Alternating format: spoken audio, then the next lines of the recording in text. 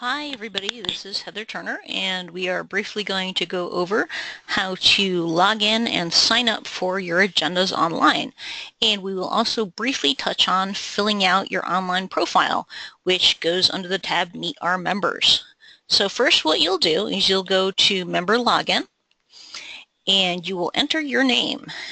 And what should happen is once you've entered your first name, the option should show up that your name in particular should pop up. We actually have another Heather in our group, so this is me. And then you'll enter your password. If for whatever reason you've gotten locked out, it will give you a password reset request and it will send you a password reset to the email you have on file. And if you can't get in, please email or let whoever is maintaining your website know, and then they can put your correct email address in there. There's a possibility that it never got entered if it's not in there or it's in there incorrectly. Now, once you're in here, it'll say log out, and so that means you're actually logged in, and you'll actually get these additional things in here, and you'll just click into meeting agendas. And you have this selection. Some agendas will look a little bit differently, but they're all formatted the same way. And it's easy as pie. You just go sign up. And if you've made a mistake for whatever reason, or you need to log in last minute and change it, all you have to do is hit the X. And that's all. And you can sign up for multiple roles. So say you want to sign up for counter and for speaker, for example. If you signed up for a speaker position, again, depending on whoever set your agendas up originally, but most of them have the ability to actually pick which particular speech you're giving, and it helps whoever is the Toastmaster if you put this information in advance, so you can fill out your speech title and your speech introduction and just hit update speech details, and then it will all be in there.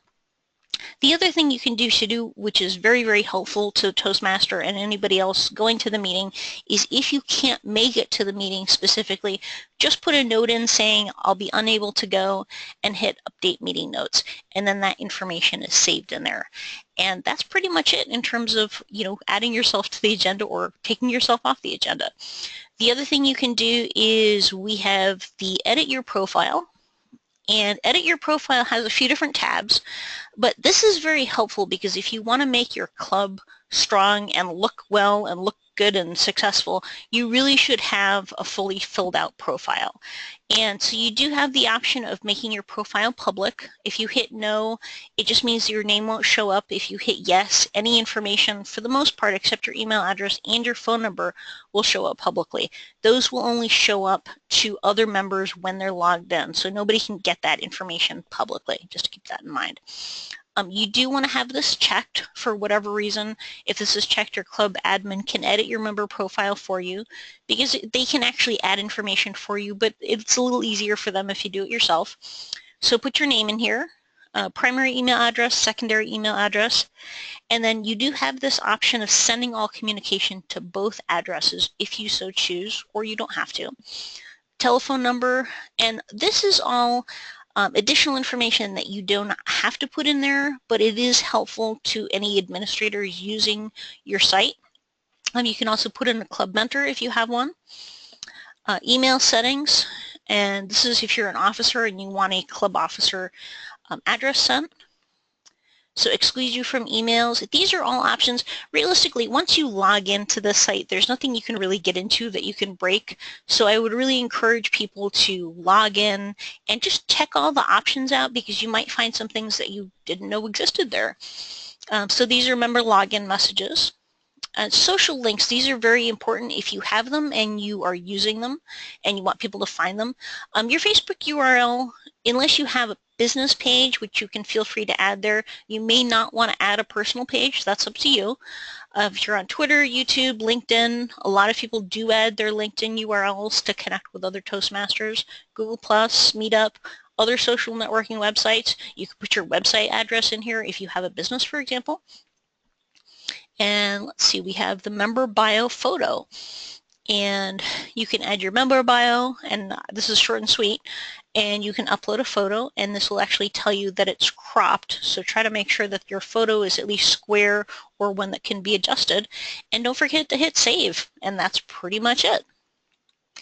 Now, one of the other things that you can look into, and I'm not going to pull this information up because it will actually pull people's information up, and we don't want to do that, but private member directory will give you some additional information about other members. You have to be logged in to do that.